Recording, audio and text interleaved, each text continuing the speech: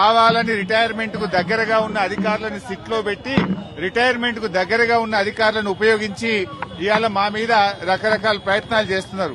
నేను మాత్రం ఒక్కటే చెప్పదలుచుకున్న అధికారులకు, మీరు అన్యాయంగా వ్యవహరిస్తే, అక్రమంగా వ్యవహరిస్తే, మీరు ఉద్దేశపూర్వకంగా మమ్మల్ని ఇబ్బంది పెట్టాలని ప్రయత్నం చేస్తే, మీరు రిటైర్ అయిన తర్వాత కూడా ఏ పొక్కలో దాక్కున్నా, సప్త సముద్రాల బయట ఉన్నా మిమ్మల్ని పట్టుకొచ్చి విచారిస్తాము.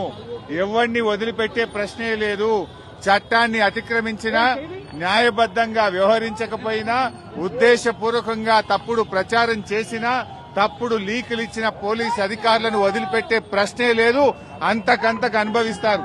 జాగ్రత్త, ఆలోచించుకోండి. రిటైర్ అయినాక మీకు ప్రభుత్వం రేపు వచ్చే బీఆర్ఎస్ ప్రభుత్వం కూడా మీకు సహకరించదు.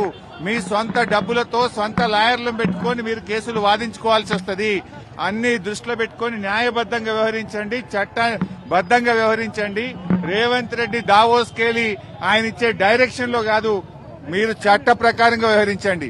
దావోస్ నుంచో, సిపి నుంచో, ఇంకొకరి నుంచో తప్పుడు సూచనలు, వాళ్ళిచ్చే ఆదేశాలను మీరు పాటించి చట్టాన్ని అతిక్రమిస్తే మాత్రం దానికి మీరే బాధ్యత వహించాల్సి వస్తుందని హెచ్చరిస్తా ఉన్నాం. కావాలని రిటైర్మెంట్ కు దగ్గరగా ఉన్న అధికారులను సిట్లో పెట్టి రిటైర్మెంట్ కు దగ్గరగా ఉన్న అధికారులను ఉపయోగించి ఇవాళ మా మీద రకరకాల ప్రయత్నాలు చేస్తున్నారు.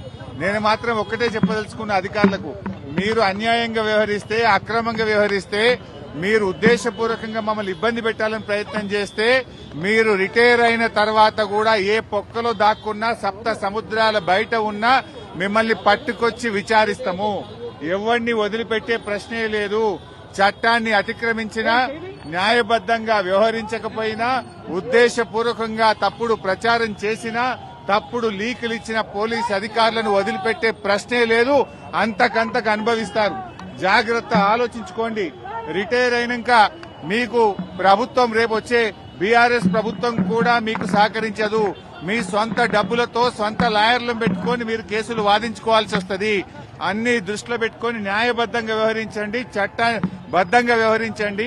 రేవంత్ రెడ్డి దావోస్కెళ్లి ఆయన ఇచ్చే డైరెక్షన్ లో కాదు, మీరు చట్ట ప్రకారంగా వ్యవహరించండి. దావోస్ నుంచో, సిపి నుంచో, ఇంకొకరి నుంచో తప్పుడు సూచనలు, వాళ్ళిచ్చే ఆదేశాలను మీరు పాటించి చట్టాన్ని అతిక్రమిస్తే మాత్రం దానికి మీరే బాధ్యత వహించాల్సి వస్తుందని హెచ్చరిస్తా ఉన్నాం.